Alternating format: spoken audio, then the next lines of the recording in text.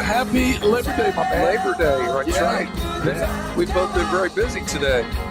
It's a hot one, man. It's a hot one. I have a lovely wife, sweet Monica, who loves to be an interior decorator, and that interior decorating mind took us to Shipshewana today. Tell me about the trip to Shipshewana today. The trip was great. We ended up getting a couple things for a room she's working on, which she's done a great job at. The heat was intense, walking around all of the different flea market scenarios, but it was a good time. Bugsy went with us. The great Aaron Hecklinski was in here a little bit earlier today. Works at Hahn Funeral Home, which is a very, very established funeral home in the great city of Mishawaka. And that's the career Aaron wants to go into. He's going to go to Worsham College this fall. He's going to do it online. He's going to get his directors and embalming and all that stuff career online. So, Godspeed with Aaron, and hopefully he gets it done because he really, really likes it. He loves the people at Hahn's funeral. So that's a little bit of a plug for Hahn's. There you go. Sure. Hopefully we ain't going there lately. Well, he's shortly. If he's, you make all the jokes you want, but if he does well and gets set up, he'll have a job for life because there's always business. People are dying to get in. There's always business. I was sitting there. If I have a funny smirk on my face, it's because I was listening to your story about, going to Shipshewana and just thinking about all the husbands that have made that trip to Shipshewana. Shipshewana, man. Honestly, I've never been there. I honestly can tell you I have no intentions of going there. Oh, my good man. And after 40 years of marriage, I've kind of got things figured out where I've got it set up. Checkbook? You just give her the checkbook? Yeah, I do. And I go to the golf course. Okay. And it works because she knows don't take me someplace when she wants to shop because I can make life miserable for her. Yeah, I try not to do that. Are you getting a standing ovation on that one, or is that after 40 years of marriage? Oh. So you're not there yet. So you still got to be the good husband. I'm a pop. Yeah, I'm working on your 41. I'm not a good husband. I'm a loyal, great husband. Great husband. Well, I hope you're listening, sweet Monica. I used to be, and my wife doesn't listen to this, so I can say anything I want. Hey, on a more so you stayed at the crib all day. I did. And cut the grass maybe a little bit. I cut the grass this morning, and then I had a chance to go to a friend's pool for the afternoon, and the couch found me, and I found the remote. There was peace and quiet. I watched basically U.S. Open tennis all day today. Good for you. Except when I called and bugged him. Oh, okay. Well, yeah, we talked. We discussed some world affairs, but I had a chance to watch some golf or some tennis. I tell you what, last night I watched some too, and Djokovic is like a machine. I just love watching U.S. Open tennis. And this coming week, I'll be one of the crazies that stays up and watches those late matches, those primetime matches that'll go 5 sets. Really? I love watching that tennis. It's just, it's entertaining. So how did Jimmy Connors do today? Well, the McEnroe brothers were in the booth together today, and they've said the same thing. They've watched more tennis this week than they ever have because of all the access that they have on the internet now. The last time I can tell you that I sat down and watched a tennis match, Moby Dick was still a minnow. Well, and you were probably talking about the McEnroe-Connors days and Billie Jean King, Chrissy Evert, Navratilova days. That's when those are the golden years of tennis, and it's still fun watching those. And Coco Gauff won today or yesterday, and she plays again tomorrow. And they've got 2 Americans there. Actually, I think they have 3 Americans now that are in the Sweet 16 for the men's, which has not happened in several years. So that it's exciting for men's tennis here in the United States. Listen, send me a text and let me know. I know. It's whatever sport that you're into, that you enjoy watching, and obviously tennis is a big deal to a lot of people, obviously. Well, and in the Ryder Cup, the Europeans named the rest of their team today, and the Americans, I hate to hurt people's feelings, but the Americans are going to have trouble beating the Europeans here in a couple of weeks when the Ryder Cup takes place. And without jumping topics, how about the United States Sunday losing to Lithuania in FIBA basketball, the World Cup. What's that all about? No, it's amazing to me that with the great basketball we play in the United States, that we can't get a big to go over there and play. Jaren Jackson at 6'9" is our biggest player. Lithuania has 4 or 5 guys that are over 6'9", and they're huge. We couldn't rebound. We got out rebounded by 20. Where's Embiid? He's home sitting on the couch. Why isn't he representing the United States in these games? Now I know a lot of the younger guys are playing, and when they get to the Olympics, maybe some of our professional guys, the more established players will come out. But we don't lose, and we have to keep that status that we have in. Yeah, you've got Tyronn Lue, you've got Steve Kerr on the bench, Spoelstra's on the bench. They've got coaches. Yeah, you got great coaches. They just don't have any players right now. You got Bobby Portis playing. You got Anthony Edwards, who's really good. I think Anthony threw in 35 today. Yeah, Halliburton plays. Pacers. Oh, but speaking of the Pacers, Scott's in the air, and he said that Miles Turner's on his flight going from Charlotte back to Dallas today. So he was going to try to get a picture with Miles Turner. on a very sad note, Jimmy Buffett passed away. Jimmy Buffett, 76 years old, just an iconic musician.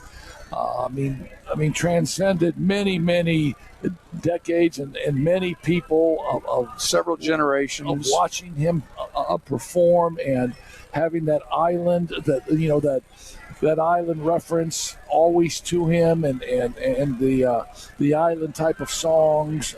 His band is a Coral Reefer band, and I've seen him in concert probably 4 or 5 times, and it's a sad day. It's a sad day when we lose Jimmy Buffett, and I'll tell you why it's a sad day, because it ages all of us. It ages all of us. Because we remember when we were young and listening to Jimmy, we remember just in May when he performed his last concert, and it's always a link to our past.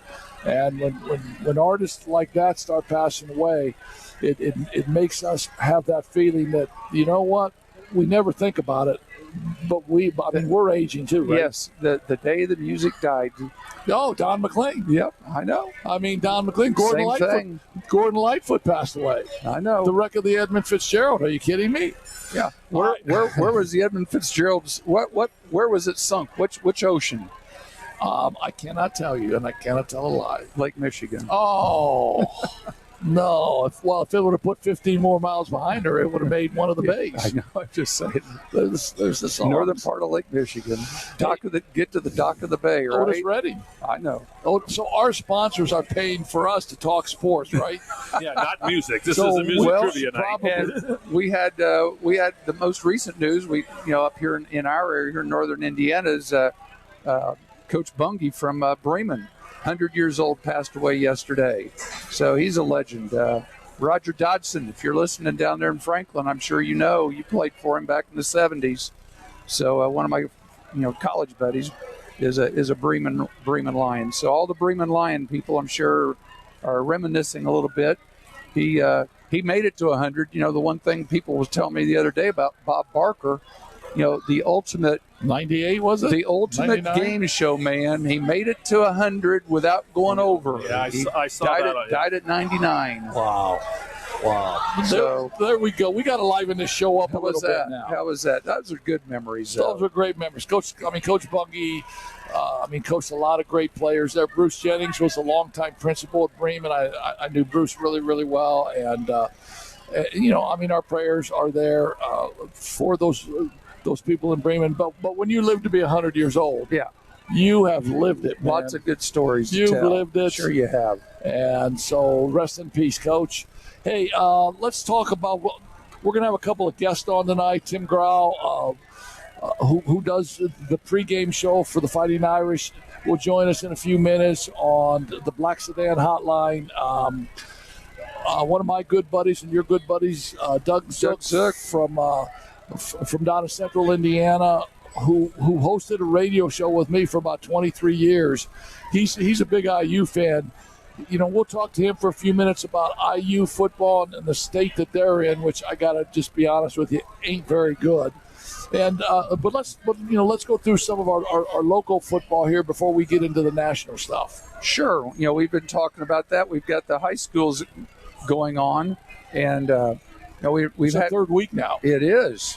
It is. And up here in the northern part of the state right now, the team to beat right now is Northwood. They've been doing very well.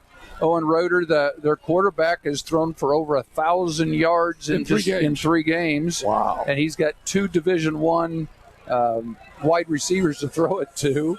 One's going to Georgia and one's going to Michigan. Wow! But they've been playing really well. They beat Concord this last week real easily, and then they play North Ridge this week, which is always the big game because it seems like one of them wins during the season and the other one wins in the tournament. So they're in the same sectional together. They're neighbors. And that's when Napanee gets to play Middlebury. So Mishawaka beat Northridge 37-16. They did. Week. So they're going to be not in a very good mood. But think about all the horse and buggies that'll be tied up behind home plate there at the ball game. Northwood's only problem is getting to the end of the season and hoping that there's not a high school party to go to, right? Well, that's a whole other story. So that behind-the-scenes stuff, that's for sure. I mean, that hurt Northwood last year when they had 4 or 5 players suspended and major players and allowed Northridge to beat them in the sectional. So dedication, learning experiences, and they're young kids. They're young kids growing up. And hopefully they've learned from it.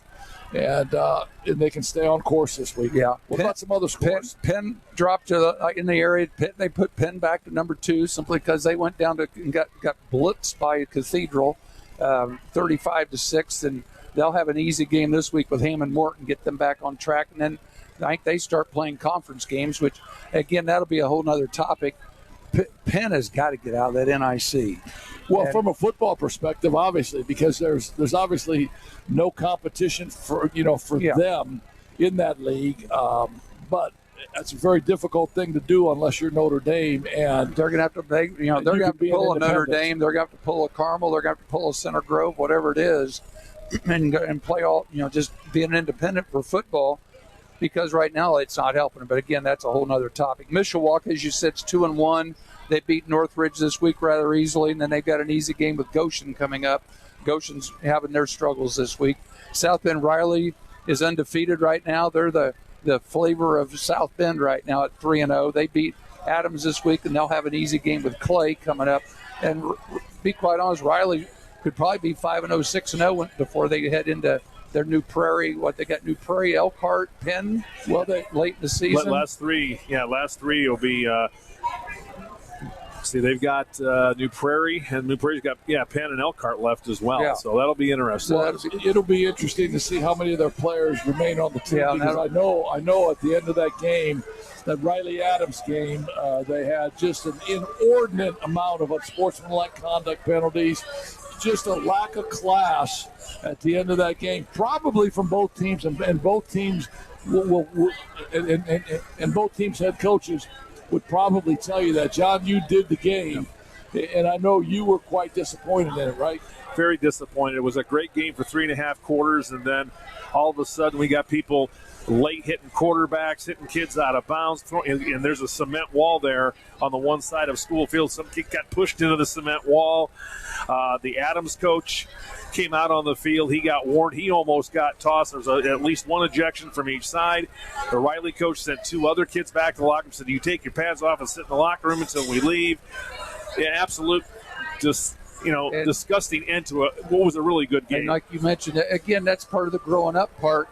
Kids saying, I was disrespected. I was disrespected. Well, you know what? It's a team game, and right now we don't care about you. You got to do what's best for the game. That's exactly right, and that stuff should be taken care of on Monday.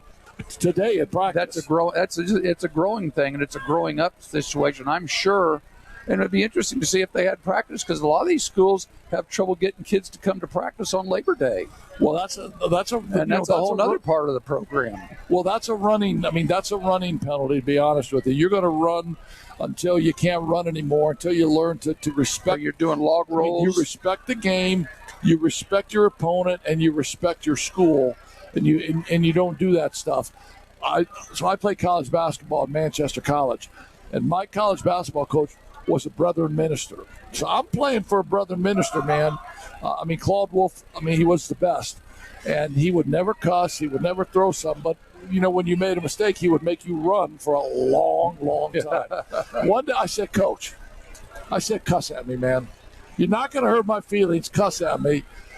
Throw something at me. But I'm not sure God really wants you to make me run till I pass out, man. But I think a running day is in order for those. Yeah, I remember people doing somersaults from goalpost to goalpost. No, I know. Log rolls. Yes, bear crawls. Yes, yep, no, bear crawls. Don't your knees touch. You got to go back and do it again. Stuff like that. Don't disrespect your coaching staff and your schools and get that under control. Yeah. It's early in the season. You're having a great year. Raleigh's having a great year so far. They are. And again, a lot of this is that it's a sign of the times where you're afraid to make people upset. You got to be nice to everybody all the time. And it just, us old guys that were used to that tough coaching part. Yeah. Because let's face it, a lot of our coaches were old military guys. And that's what they grew up with. It's just like you said, you run. No, you run.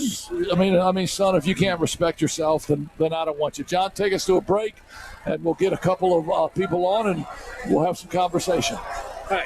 We want to thank Tony Letcher with Health Markets Insurance. Whether you need help with your health insurance or Medicare, it's time to get the right coverage from the right place. Call Tony today at 574-307-8882 or visit his website at tletcher.com. Back with more of Coach's Corner with Heck and King after this break on BroadcastSport.net. King is a real estate broker with Weichert Realtors Jim Dunphy and Associates. The office is locally owned but has big company resources behind it that many smaller real estate offices just don't have. Whether you're selling your fifth house or buying your starter home, Andy can help. He has 6 years of real estate experience and is a lifelong St. Joe County resident. Jim Dunphy and Associates has decades of local experience. Call or text broker Andy Kern at 574-386-4479 for great local service. He is the Colonel.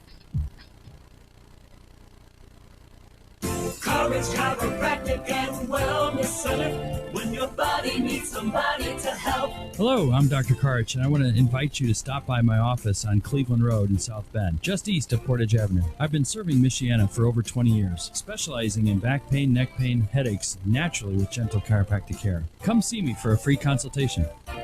Courage Chiropractic and Wellness Center, when your body needs somebody to help.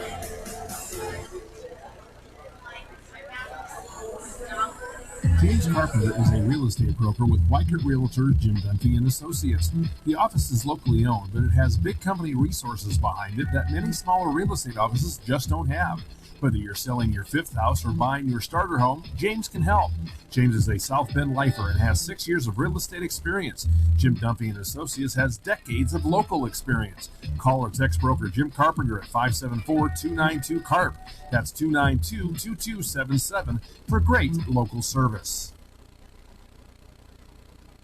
Frick's Driving School has been named the best driving school in Michiana. Frick's was started in 1960 and is located on Edison Road in Mishawaka. If your child is 15, you can get them started at Frick's. There are multiple instructions available for your driving lessons. Check out the BroadcastSport.net main page and click on the Frick's icon to get more information. There you can find out more information and instructions for enrolling your new driver. Frick's Driving School, a proud sponsor of Coach's Corner on BroadcastSport.net.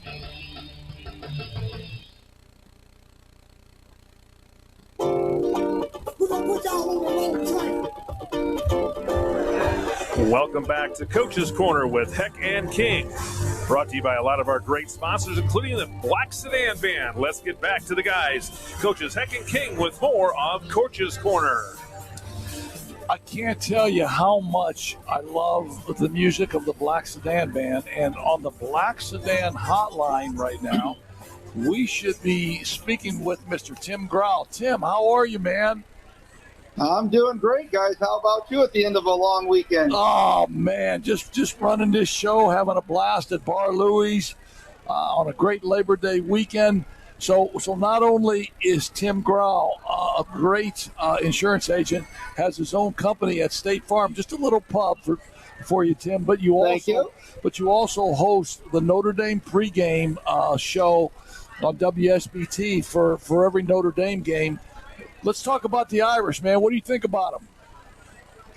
Hey, you know what? What was good about this past weekend was, Hartman made a efficient first half, but I think the biggest thing was that we got in all the extra players in the second half. And the talk before this game happened has been a lot of the experts and people that attend a lot of the practices and everything have said they thought this was the fastest and deepest team Notre Dame has had in a long, long time. So that second half could only help to make that even a even bigger and truer statement. Yeah, I don't think there's any question about that. I think the athleticism, I think the recruiting of Marcus Freeman and his ability to develop relationships with recruits. Once he gets them to campus, then he gets them committed, and I think that's really showing. But here's what I tell you is really disappointing to me because I will say this, and I'm a football fan. I love football. If Sam Hartman goes down, and man, that play where he did that flip to get in the end zone, I was shaking when I saw him come down a little bit. But if Sam Hartman goes down, I'm not sure they have a backup quarterback that that is capable of taking them to where they, that they could possibly get to. I think Angeli is big. He's stiff. I don't think he moves. But I think once Tyler Buckner left, I think that left a tremendous hole on the roster for Notre Dame. Yeah, I would agree with you to a certain extent. I don't think Steve's had a chance to, prove what he can do. But you can't replicate having actual game experience just in practices. So I think that was really important. The good thing about, the offense is we've got a five-headed monster in running backs. We got 5 different guys can each get 100 yards if they want to on their own. We got an offensive line that's got 2 preseason All-Americans, and undoubtedly most people think over the next 2 years, 4 to 6 of them are going to end up in the pros. Notre Dame just turns them out. We finally got to see the tight ends this last game, which have been kind of missing in action the last few games, but we saw quite a few receptions by them. We're 6 deep on the wide receivers, including a lot of speed. Yes, they are young, but, so I don't think Steve would have to do the whole thing themselves. And one more point, if our defense can play up to the capability they're supposed to against the good teams, I don't think we're going to have to go out and score 28 and 35 points every game. With Hartman, we will do that. If it had to be a Steve Angeli, we won't do that. But if the defense is good enough, we might be able to get by on that. I think the linebackers defensively are great. I mean, the first set of linebackers are the same guys we had last year, led by J.T. Bertrand, and I think he's. I mean, when I look at him, I think he's an NFL player. I think he's going to play on Sundays at the next level next year. Who did you have on your pregame show this week? So every week I have a host of different past and players and coaches, celebrities, whoever likes Notre Dame. So this past weekend we had Tom Gatewood, the 1970 consensus All-American, for those of us who grew up during that time. I got a story to tell. I got a story I want to relate about that too. We also had on Alan Rossum, the NFL and ND defensive back and record-setting back. Get this, Ron. He still holds the NCAA record for 9 total returns. At Notre Dame, he had 3 kickoffs for returns, he had 3 punts for returns, and he had 3 interceptions for returns. Wow, I remember him. If we could just get 1 or 2 of those in a year, and we did have a pick 6 this last Saturday, so that was great. But can you imagine those kind of stats? No, that's amazing. So when I was a kid growing up, Tom Gatewood was the guy. I mean, first it was John Hewitt to Jack Snow. That's way back. But then I remember. And then Tom Gatewood. So Tom Gatewood's favorite pattern was called the Gatewood comeback. He'd streak down, he'd stop on a dime and leave change, and then he'd come back and they'd throw a rope to him. What a great receiver he was. And everybody knows who the big quarterback was for that. It was Theismann to Gatewood. Joe Theismann. Wow. So you got time for a little short story here that Tom told us? Yes. So Tom was Tom was a student of the game. And Tom would tell me that he would go out, and before the game, he would walk the whole field. Yeah, a lot of players do that. He said he'd look at the sprinkler heads, see which ones stuck up, which ones stayed down. He'd try to find if there was any crown or in the field to play, and any other abnormal things in the field. So here's what happened in that Cotton Bowl game. Remember this? You remember? Yes. The 45-year ban, Notre Dame decided to go ahead and go to the Cotton Bowl the first time in 45 years. So it's Theismann and Gatewood take their team down there. On the 54-yard touchdown pass that Theismann threw to Gatewood, Tom, before the game started, had seen an area of the field that was kind of wet, and they had put sand down. So in Tom's route, he took the defensive back, towards that area. Tom stayed in the solid footing. He made the defensive back after running that sand. He blew past him by 20 yards. The guy never fell down, but he couldn't get any tractions in that sand. That's a student of the game. That is. I mean, that's amazing. That he would do that on his own. Most of the time, coaches will walk the field and take a look at some things and then relay that to the players. But that's exactly right. Tom Gatewood and Joe Theismann. Those two guys were obviously legends. They ended up playing on Sunday. Joe had a great career in the NFL. Sure did. Yeah. Well, and if your listeners want to listen to us for the Ohio State game, they're both going to be on the show together. Really? First time I've ever had to have got Joe Theismann live. I've had phone interviews with him, but right now they're both coming on live to do the show together. Where do you do your shows at? On campus? Yep. No. So we are for our home games. We are in Eddy Street Commons, right in the center, across from Five Guys Burgers. Yes. We do the away games in the studio, but for the away game, it'll be there. And on that day, the show's from 2 to 4 p.m. on that day. So my co-host here is Mr. Pat King. Pat was a long-time head basketball coach at South Bend Adams for about 15 years. Yeah, you got two great coaches here. It's the Coach and Coach show. No. Pat's the best. Pat, you got anything? Well, I was just going to ask when your shows are on air. Who do you have coming up this coming week?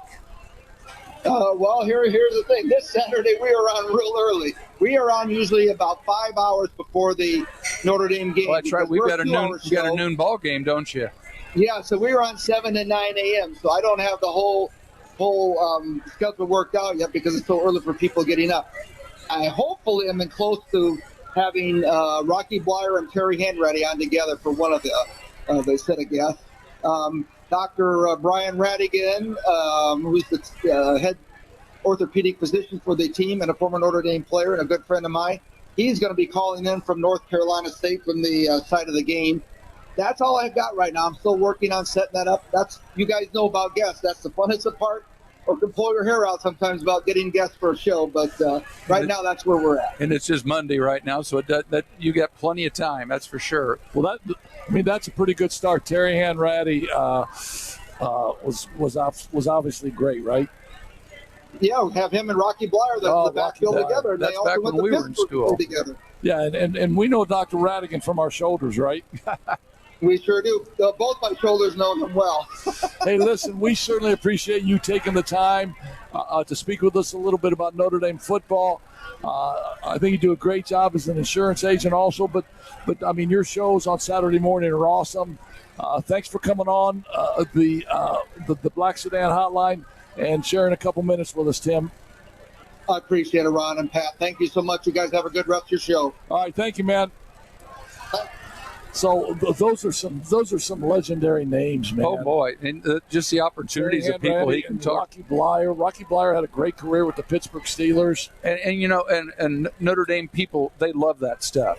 That's great radio. People are driving into town for the game. They're already here tailgating. They've got that stuff turned on in a couple hours, especially for the home games. They can turn that on and get some information like that, and just a lot of fun. Get them ready for the game. Yeah, I don't think there's any question about that. And again, Notre Dame rocks Tennessee State 56-3. Tennessee State, a part of the historical black college universities. Coached by Eddie George. What a great NFL player he was, and a college football player he was at Ohio State. And he brings his team in. Obviously, Notre Dame had the most superior players, most superior athletes, and it was great. it was great with Notre Dame bringing one of the great historical black college universities onto their campus. I guess their band is amazing, and their band put on a heck of a show on Friday night downtown South Bend. And although the score was obviously bad, and Sam Hartman again, 14 for 17, 194 yards, 2 TDs. Audric Estime, 13 carries, 116. I thought it was interesting that that Tim talked about the 5-headed running back monster. I mean, because Notre Dame can throw, any one of those running backs on the field, and with that great offensive line, they can ground it and pound it with the best of them. When the other team starts loading that box up with that other safety to stop the run, boom, Sam just gets the ball downfield. They've got a nice mix going on of run and pass, and it's going very well for them. And we'll see this week. This is their first trip road game where they're going to be wearing white jerseys. Going to have to hit the road, and let's face it, this will probably be the best opponent they've played so far. I don't think there's any question about that. Tyler Buckner gets in a couple snaps in the Alabama game. Tyler Buckner would sure look good being that backup at Notre Dame this year, because Sam's going to be here for a year. Then I think the job will be open next year, because the great freshman C.J. Carr, Lloyd Carr's grandson, Lloyd Carr being the ex-head coach at Michigan, his grandson will be in here next year. But I'm not sure if freshmen are ready to come in and play. And they may bring another grad student in, another fifth-year player that's playing this year someplace. You just never know. So here's my prognostication abilities. I'm saying that Tyler Buckner gets back into the portal, comes back and plays his final year. And be back at Notre Dame. Plays his final year at Notre Dame and actually plays. He goes to Alabama. Jalen Milroe wins the job at Alabama. He goes 13 for 18 for 194 yards. Alabama plays nobody, but it's obvious that he's the number one. So Alabama will host Texas this week, and Alabama will they'll see what they're made of. They'll see how good he is. They'll see if they made the right choice. That's for sure. Yeah, and if Tyler ends up playing second fiddle to him and not seeing the fiddle or not seeing the field, why not Tyler getting back into the portal and playing his last year at Notre Dame? Are you allowed to transfer twice? You can transfer 9 times. That's amazing. I'm on my 11th transfer, Coach. That's amazing. Hey, John, we are getting ready to speak to another guest on the Black Sedan Hotline.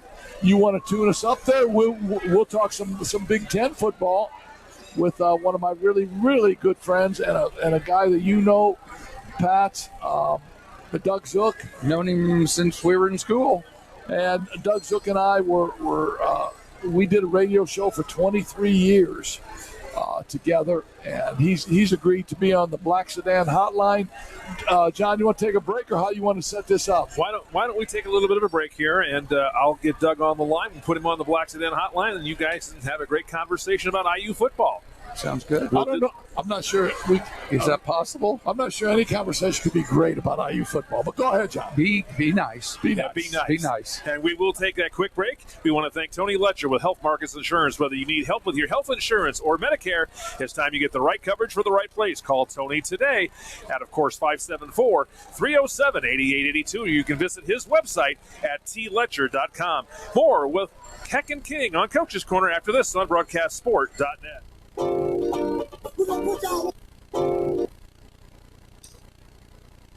Courage Chiropractic and Wellness Center. When your body needs somebody to help. Hello, I'm Dr. Karch, and I want to invite you to stop by my office on Cleveland Road in South Bend, just east of Portage Avenue. I've been serving Michiana for over 20 years, specializing in back pain, neck pain, headaches, naturally with gentle chiropractic care. Come see me for a free consultation. Courage Chiropractic and Wellness Center. When your body needs somebody to help.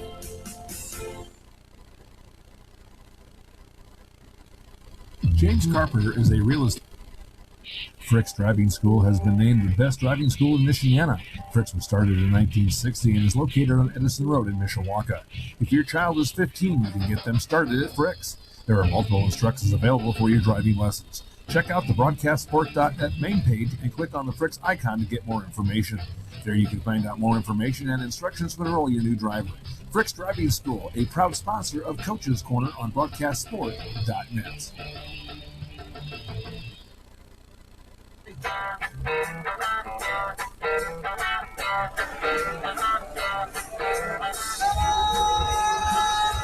And we welcome you back to Coach's Corner with Heck and King here on broadcastsport.net. Hey, that's the Great Black Sedan Band out of Birmingham, Alabama. They're awesome. They're a sponsor on our show. Hey, Pat, I got a question for you. Can I still go to Fricks Driving School? Because I believe my wife would think I need more driving lessons. You can, for a nominal fee. We'll take care of that. As a matter of fact, you could drive with me if you had to. I don't know if that'd be a good idea or not. I do have a brake, so I don't have to yell, but I can. I think I can still hit that brake harder than you can hit the gas pedal.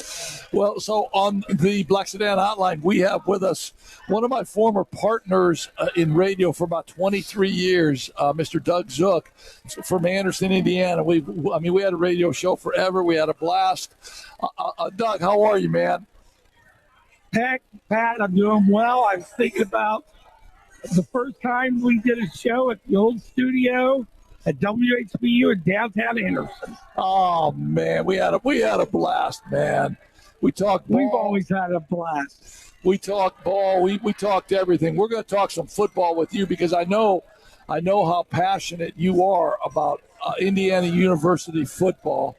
I know you watched the Hoosiers play the Ohio State Buckeyes. Give me your insight about IU football a little bit, man. You know, I tell you, it's interesting, and I don't know if I like it or not, guys. The transfer portal has created a whole different animal, and then you throw in name, image of likeness. What's recruiting anymore?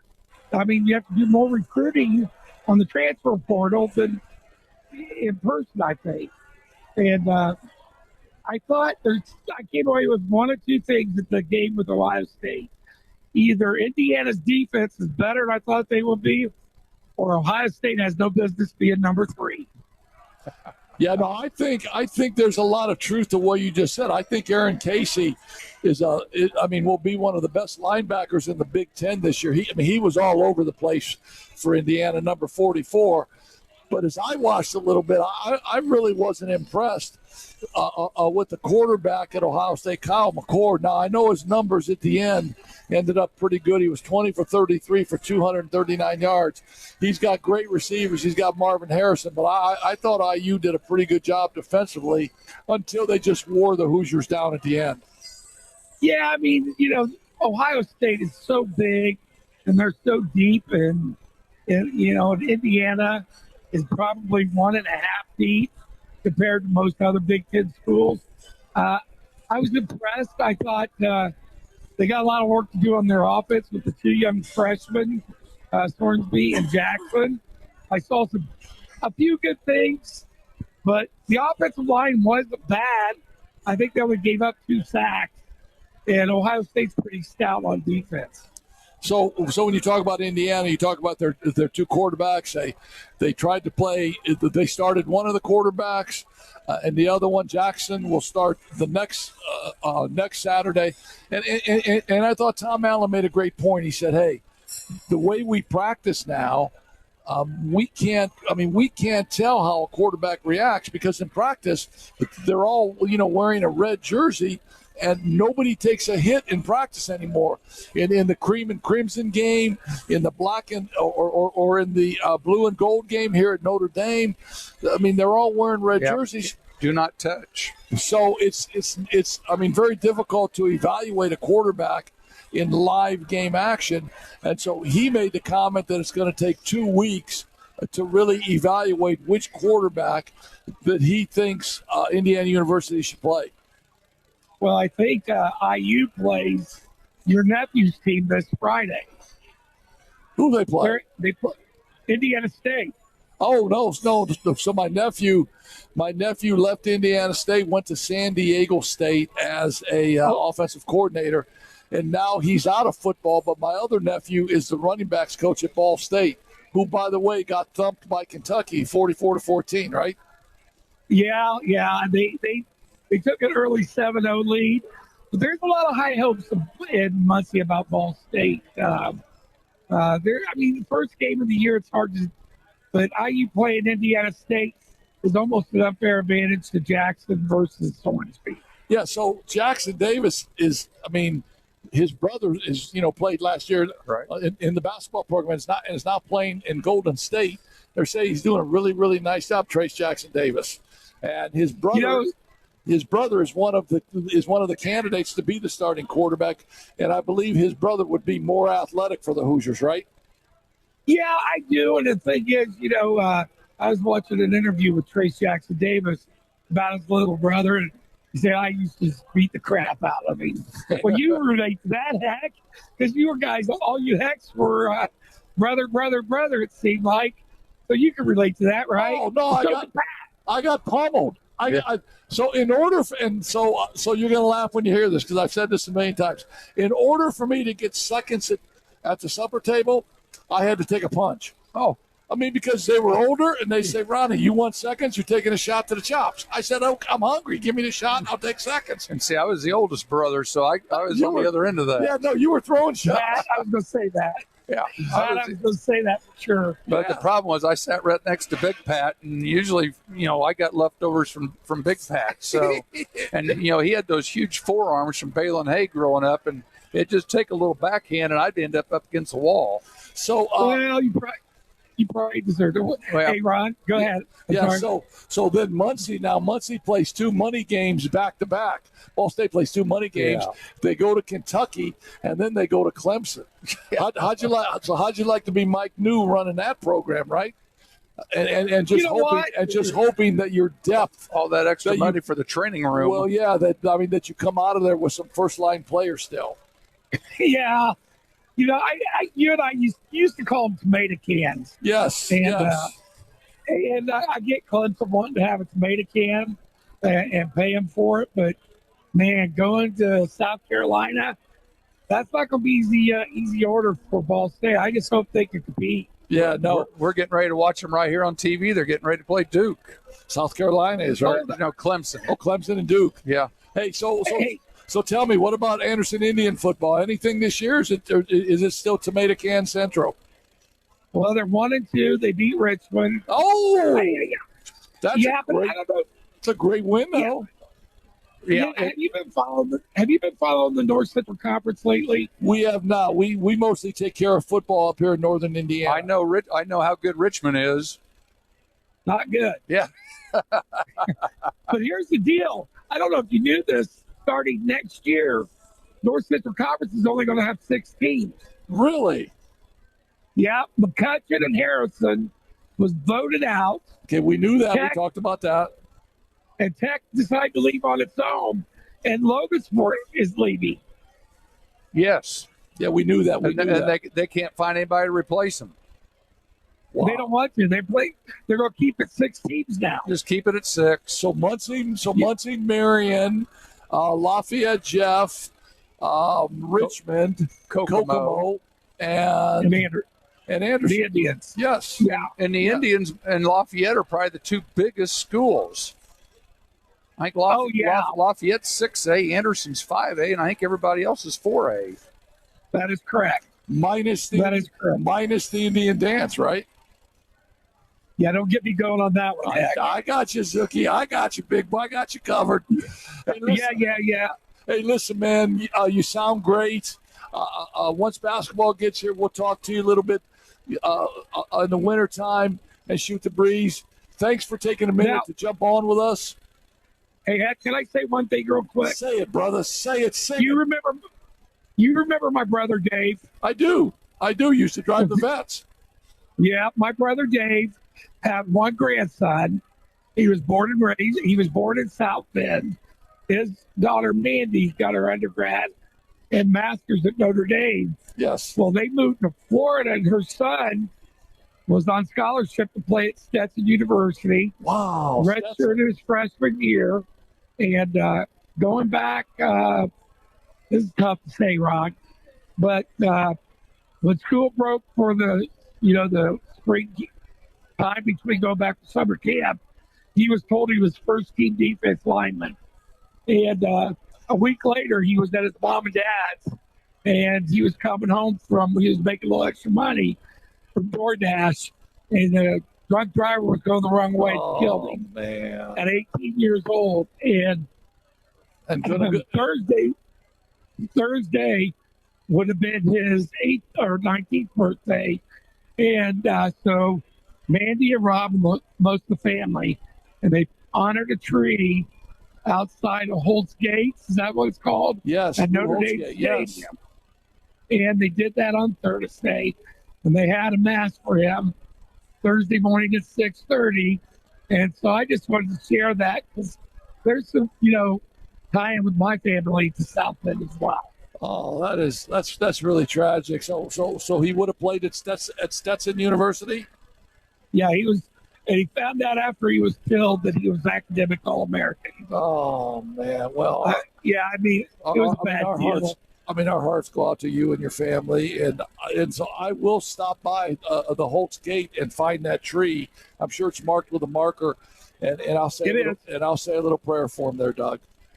His name was Trenton Stewart, and Mandy Zook Stewart's his mom, and it was a tough deal. It really was.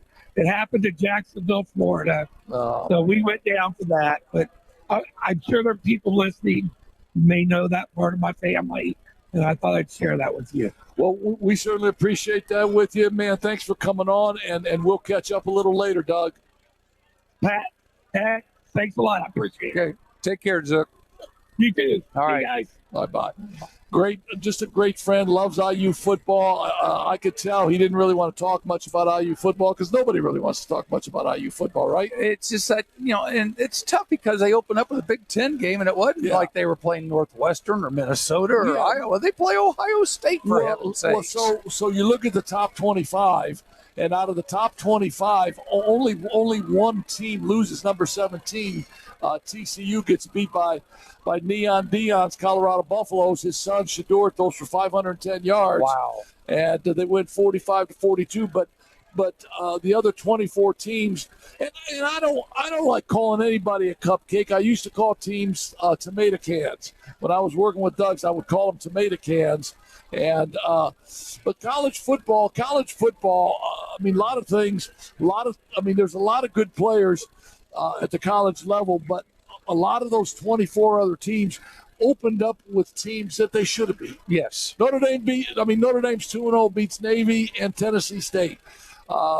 Week two, now the competition gets a little bit stiffer. And we need to mention Purdue does the same thing. Purdue plays a pretty good Fresno team. Yes. And had a good close game with them. So right now, the people over at West Lafayette are thinking, okay, how good are we? Because Fresno's no slouch. No, when I saw that game, I'm thinking, okay, that's a pretty good game to start out with. It's not an Ohio State, but it's not. They're a whole lot better than playing. Without saying a MAC team. They're playing a pretty good team out on the West Coast. Yeah. So if they schedule that game to be their tomato can game, that's a bad scheduling move by their AD. Let's go play Indiana State. Yeah. Go play Ball State or Miami of Ohio or somebody. So Northwestern is getting back in the groove of playing after firing Pat Fitzgerald, and they're lined up with another Big Ten opponent, Rutgers. Rutgers puts it to them a little bit. But those other 24 teams in the top 25, their season's about ready to get started with Alabama hosting Texas. Hey, John, you got any questions for us from last week? We do have a couple of questions, guys. This one comes from Mia in Chicago. What are the Cubs' chances of winning the division, especially after taking 3 of 4 from the Reds and winning this afternoon? Here's what I'm going to say, Mia. Please listen. The Cubbies are coming, tra-la, tra-la. The Cubbies are coming, tra-la, tra-la. My voice is bad. It's my Harry Carey impersonation. Whenever the Cubbies were playing well, he would sing that song. The Cubbies are 3.5 out, depending on what Milwaukee does.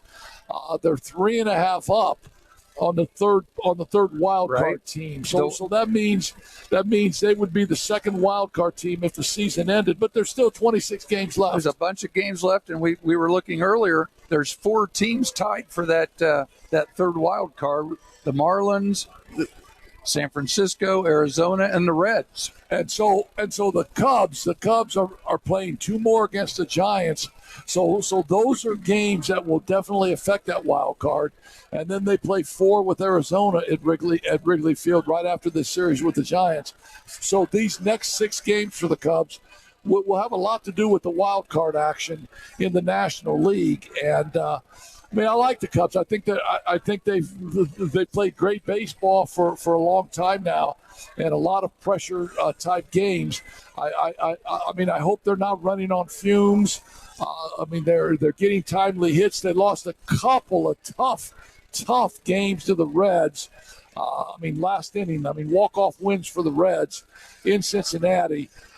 But they won the last game in Cincinnati. I think they scored 2 touchdowns and won. And they won today 4-0. Justin Steele went 8 innings, had 12 strikeouts. So, again, Mia, the Cubbies are coming, tra-la.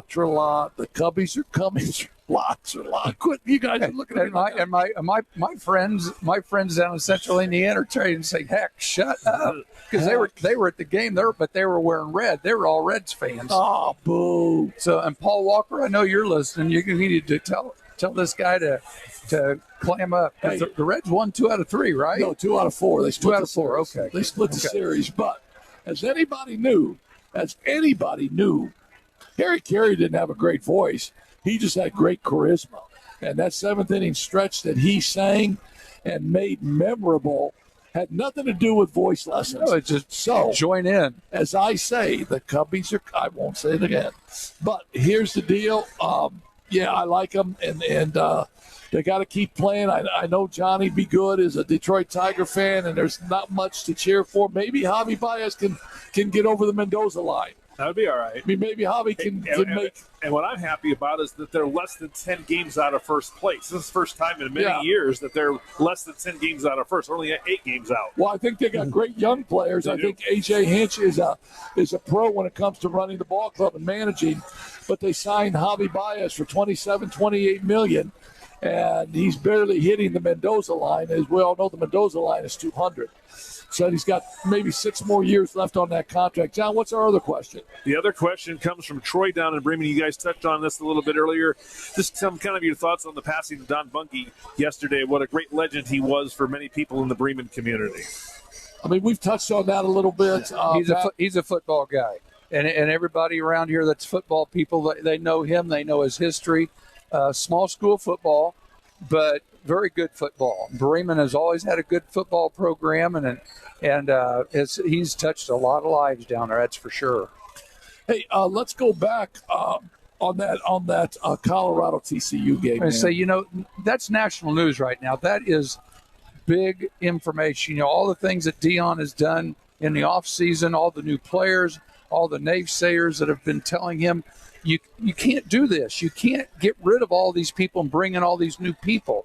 Well, he did, and they did, and they upset them, and they win. They win game 1. And now, how is this a long-term thing? Are they here for good? You're going to have all the guys on TV telling you they're going to jump on the bandwagon and tell you how good Colorado is. The one thing I want to see is let's hold out. Let's see what happens in week 2, because now everybody has film. Everybody sees what they're doing. I've seen it at the high school level. We saw that with New Prairie and LaPorte. LaPorte comes in, has a sophomore quarterback. They throw it all over the yard, and they beat New Prairie, and they've scored 1 touchdown in the last 2 ball games. So let's don't crown anybody as a Heisman winner. You mentioned we mentioned Neon's kid as a quarterback. Yes, he's the real deal. But what's his name? Edwards? Dylan Edwards. Dylan Edwards. 100 snaps in that game. Went both ways. He had 6-7 catches for yardage. He was the best wide receiver, and then as a cornerback, makes the game-saving touchdown. Had an interception.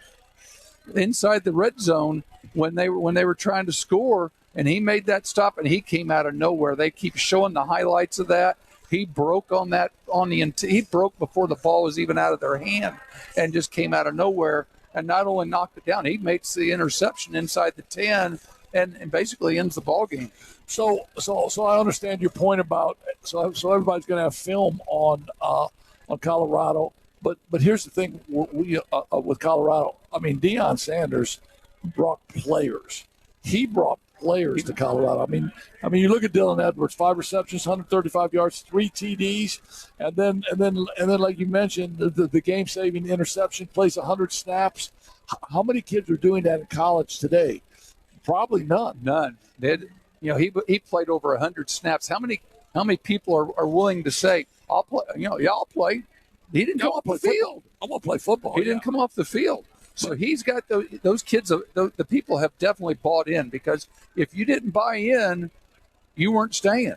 And there were a lot of people that left, and some of them were given the option to leave, and others were just said bye-bye.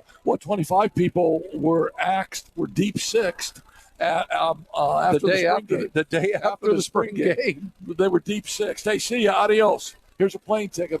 Here's a bus ticket. See ya. And which means 25 other people were brought in. And so how does Deion Sanders do this?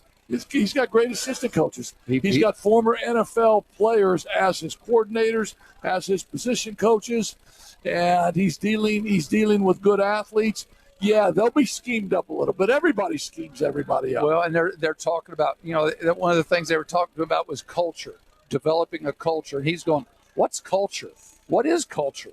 He says, you want to play football or do you not want to play football? You want to go to school and get an education? Stick around.